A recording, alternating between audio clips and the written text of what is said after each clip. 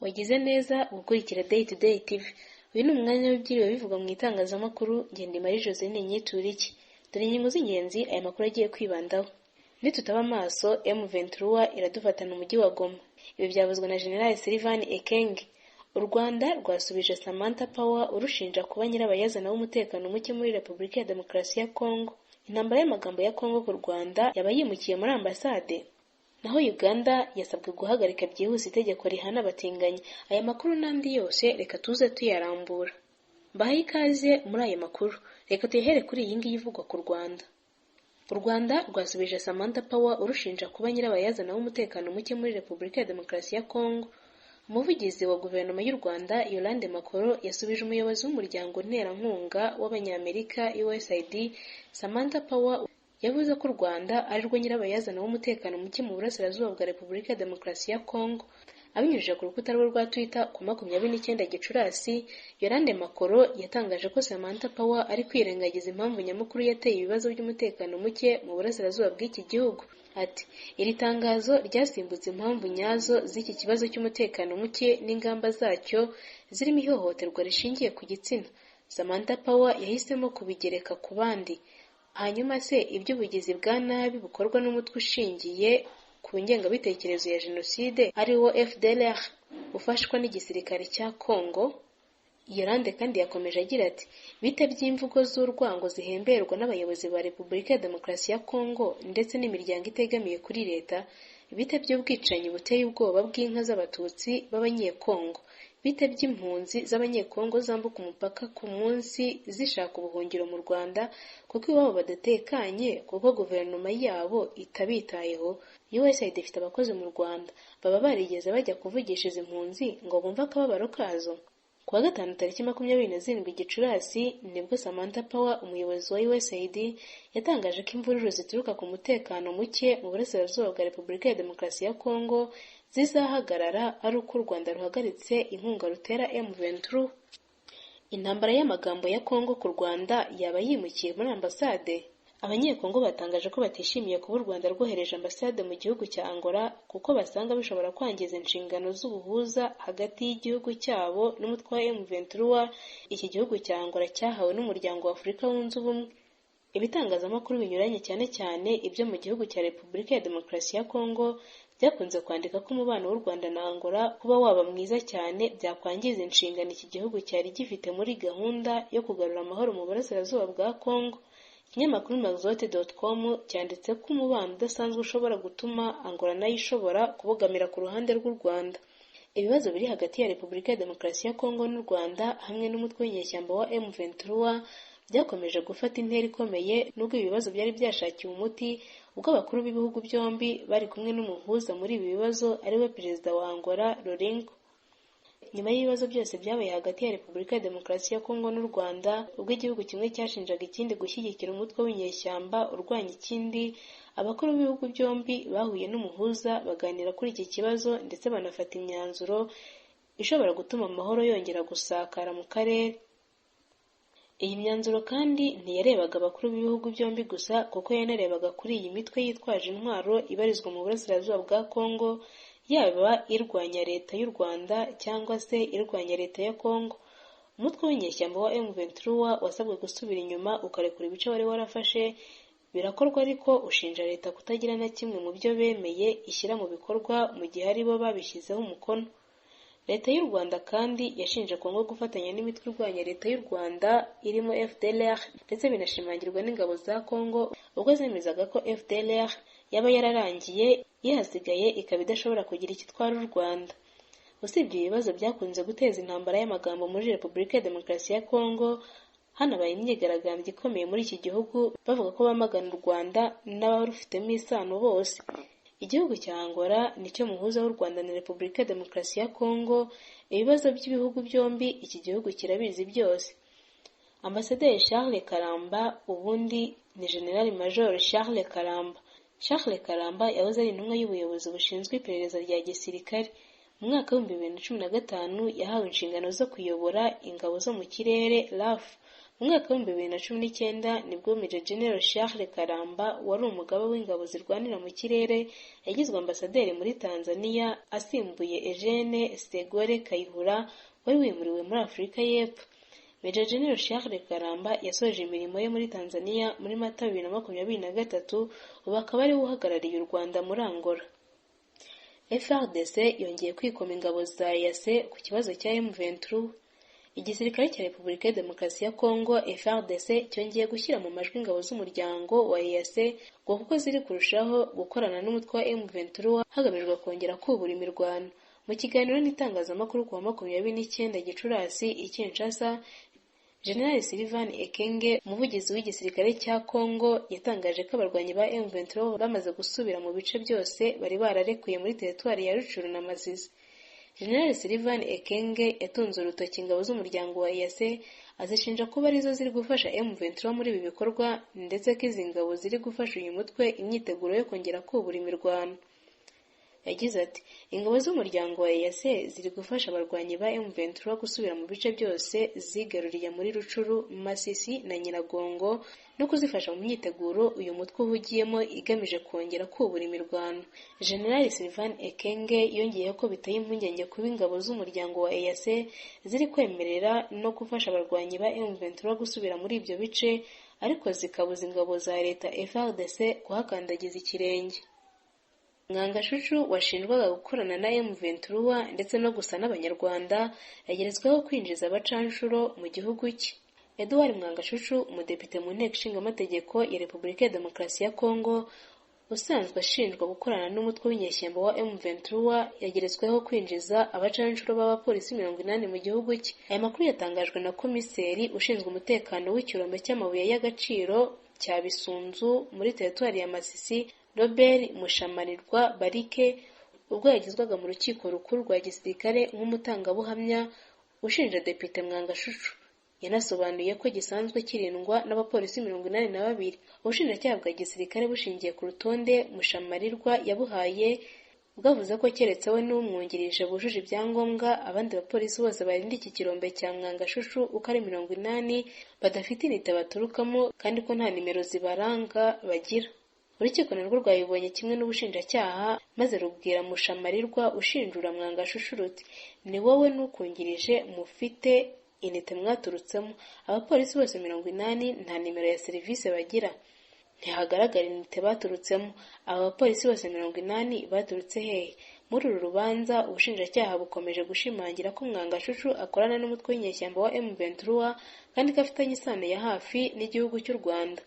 Mwangashucu we yemeza ko ari umunyekongo wabyawe n'ababyeyi bombi b'abanyekongo kandi ahakana imikoranire ashinjwa kugirana na M23 kuko ngo ubunyangamugayo afite butatuma yifatanya n'umwanzi wa leta ye. Urubanza rwa Depite Mwangashucu rukomeje gufata indi ntera kuko ibyaha ashinjwa bivuka umunsi ku wundi. Tugomba kwifatanya na Repubulika ya Demokarasi ya Kongo guhangana n'u Rwanda. FLN. Umutwe wa FLN urwanya ubutegetsi bw'u Rwanda washimangiye gahunda ya Perezida Felix Antoine Tshisekedi igamije gukorana n'imitwe yitwaje intwaro isanzwe ifite gahunda yo guhungabanya umutekano w'u Rwanda. Mu kiganiro yagiranye n'umunyamakuru Mugwaneza Rafiki ushinzwe ibiganiro kuri radiyo ivugira uyu mutwe, Jean cyangwa se Yohani Rukundo, umwe mu bayobozi bakomeye ba FLN, igice cya General Major Hakizimana Antoine Jeva, yatangaje ko bagomba kwifatanya n'ubutegetsi bwa Repubulika ya Demokarasi ya Kongo kugira ngo bahashye u Rwanda. Jean Yohani Rukundo uvuga ko FLN ishaka guhindura ibintu mu Rwanda igakuraho ubutegetsi buriho burangajwe imbere n'umuryango wa RPF Inkotanyi. Yakomeje avuga ko FLN ifite intego yo gushimangira umutekano w'akarere k'ibiyaga bigari, avuga ko uhungabanywa n'u Rwanda ndetse ko biteguye kujya ku ruhande rwa Repubulika ya Demokarasi ya Kongo bagafatanya kururwanya. Yagize ati FLN ni inama y'igihugu iharanira impinduka mu Rwanda, ikaba ifite umutwe w'ingabo witwa FLN intarumikwa zigamije kurengera no gutabara rubanda n'ibyabo. Tumaze iminsi dukurikiranira hafi ibibera mu karere by'umwihariko ibifitiye abanyarwanda akamaro. Turi kubona impfu nyinshi, gusahura umutungo wa Repubulika ya Demokarasi ya Kongo, kwirundaho ibitwaro no gutegura intambara bikozwe n'u Rwanda. Kugaragara ko u Rwanda rwifuza kwigarurira ubutaka n'umutungo bya Repubulika ya Demokarasi ya Kongo, niyo mpamvu twiyemeje gufatanya na Repubulika ya Demokarasi ya Kongo mu rugamba rw'amahoro, umutekano n'amajyambere hagamijwe guhindura ibintu mu Rwanda no mu karere k'ibiyaga bigari. Umutwe wa FLN wavutse ku ya 19 Kamena 2016 nyuma yo gusubiranamo hagati y'abari bagize FDLR cyangwa se FOCA, umutwe washinzwe n'abantu bagize uruhare mu gutegura no gushyira mu bikorwa Jenoside yakorewe Abatutsi mu 1994. Gusubiranamo kwa FDLR byari bishingiye ku kibazo cya Kiga-Nduga, aho Colonel Wilson Irategeka ukomoka mu majyepfo y'u Rwanda yashinjaga General Sylvestre Mudacumura na Lieutenant Byiringiro Victoire gutanisha abaturuka mu majyaruguru y'u Rwanda, bituma yivumbura ashinga uwe mutwe witwa FLN afatanyije na bagenzi be barimo Lieutenant General Habimana Hamada, General Major Hakizimana Antoine Jeva ndetse n'abandi. Kuva mu mwaka wa 2019 uyu mutwe wagabye ibitero shuma mu bihe bitandukanye ku butaka bw'u Rwanda mu bice byegereye ishyamba rya Nyungwe, ariko birangira utsinzwe uruhemu, ndetse bamwe mu bayobozi bakuru bawo bisanga mu butabera bw'u Rwanda mu buryo busa n'ubwababereye amayobera. Kuva icyo gihe FLN yahise iburirwa irengero bitewe n'uko yari imaze gucishwa bugufi, ndetse umuyobozi wayo mukuru wanayishinze ariwe Colonel Wilson Irategeka yicirwa mu mashyamba ya Repubulika ya Demokarasi ya Kongo muri Kivu y'Amajyepfo. Muri iyi minsi Perezida Felix Antoine Tshisekedi yasabye imitwe yose irwanya ubutegetsi bw'u Rwanda kwishyira hamwe kugira ngo ayitere inkunga, ikaba imwe mu mpamvu zongeye kuwutera akanyabugabo, aho ukomeje kwigamba gutera u Rwanda ugakuraho ubutegetsi buriho. Uganda yasabwe guhagarika byihuse itegeko rihana abatinganyi. Amerika yahakanye ko idashobora kwifatanya na Uganda mu kubangamira ubwisanzure bw'abaryamana bahuje ibitsina, mu gihe iki gihugu cyamaze gutora itegeko rihana abaryamana bahuje ibitsina. Ibintu byatangajwe n'umunyamabanga wa leta ushinzwe ububanyi n'amahanga Anthony Blinken ubwo yavugaga ko Amerika izakora ibishoboka byose ikabungabunga uburenganzira bw'abaryamana bahuje ibitsina muri Uganda, nyuma y'aho muri iki gihugu hasinywe itegeko rihana ibikorwa byabo. Ku wa mbere nibwo Perezida w'Inteko Ishinga Amategeko ya Uganda Anita Among yatangaje ko Perezida Museveni yashyize umukono ku itegeko rihana abaryamana bahuje igitsina. Depite Amonge yavuze ko iryo tegeko ari ingenzi mu bijyanye no kubungabunga umuryango nk'uko n'abaturage bakomeje kubisaba, ndetse ashima Perezida Museveni ku bw'ibikorwa bye bihamye bigamije inyungu z'igihugu. Blinken yavuze ko Leta Zunze Ubumwe za Amerika zihangayikishijwe n'isinywa ry'iryo tegeko, yise ko rihungabanya uburenganzira bwa muntu, ubukungu n'imibereho myiza y'abaturage bose ba Uganda. Itangazo yashyize ahagaragara ku wa mbere rigira riti: ukunanirwa kwa Uganda mu kurengera uburenganzira bwabo mu muryango wa LGBTQ ni kimwe mu bigize ihungabana ry'uburenganzira bwa muntu bishyira abaturage ba Uganda mu kaga no guhumanya isura y'igihugu nk'ahantu habereye ishoramari, iterambere, ubukerarugendo n'impunzi. Yakomeje agira ati: Leta Zunze Ubumwe za Amerika zirasaba guverinoma ya Uganda guhagarika ishyirwa mu bikorwa ry'amategeko ahungabanya uburenganzira bwa muntu. Bijyanye n'impungenge zikomeye zagaragajwe na Perezida Joe Biden, ntangaje uyu munsi ko Minisiteri y'Ububanyi n'Amahanga izashyiraho ingamba zo kurengera uburenganzira bwa LGBTQ muri Uganda no gukurikirana ibikorwa by'abayobozi ba Uganda n'abandi babifitiye mu nshingano cyangwa bagize uruhare mu gutesha agaciro uburenganzira bwa muntu. Blinken yatangaje ko yasabye Minisiteri kuvugurura amabwiriza agenga ingendo z'abaturage n'abacuruzi b'Abanyamerika, hamwe no guhagarika viza z'abayobozi ba Uganda n'abandi bantu bagize uruhare mu guhonyora uburenganzira bwa muntu burimo n'ubwa LGBTQ.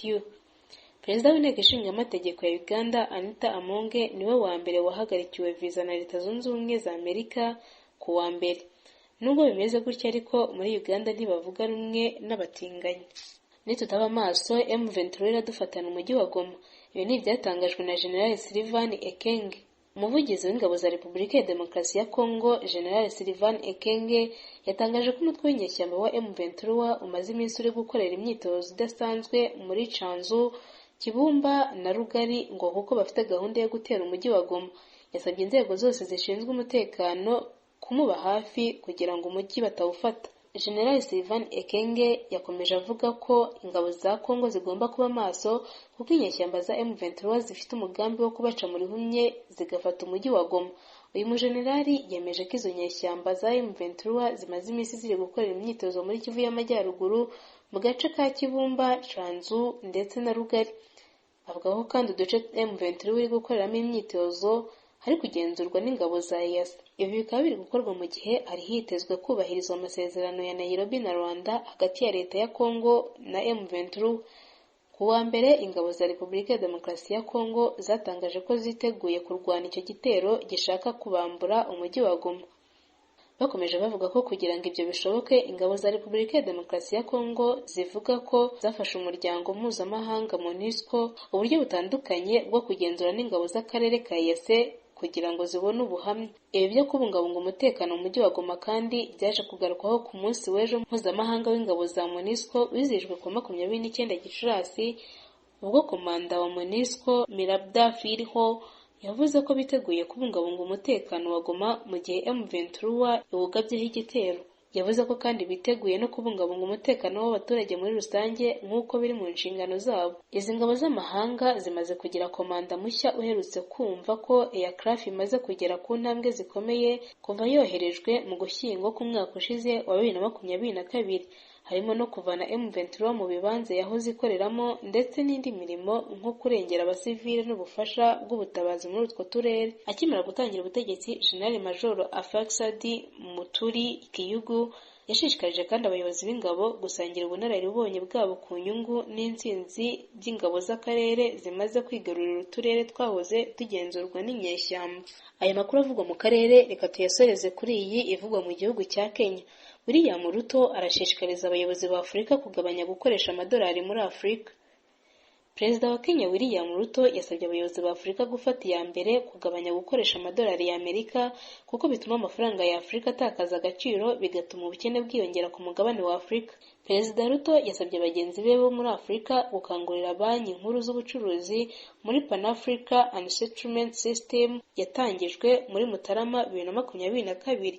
Sisitemu y'ubucuruzi bw'imbere muri Afurika yashyizweho na Banki Nyafurika yohereza ibicuruzwa mu mahanga hamwe n'ubunyamabanga bwa Afurika ku mugabane w'ubucuruzi. Iyi gahunda yashyizweho n'Umuryango w'Ubumwe bwa Afurika hamwe na Banki Nkuru zo muri Afurika. Yakomeje agira ati, dufite uburyo dushobora kwishyura amafaranga yose haba hagati y'ibihugu byacu cyangwa hanze.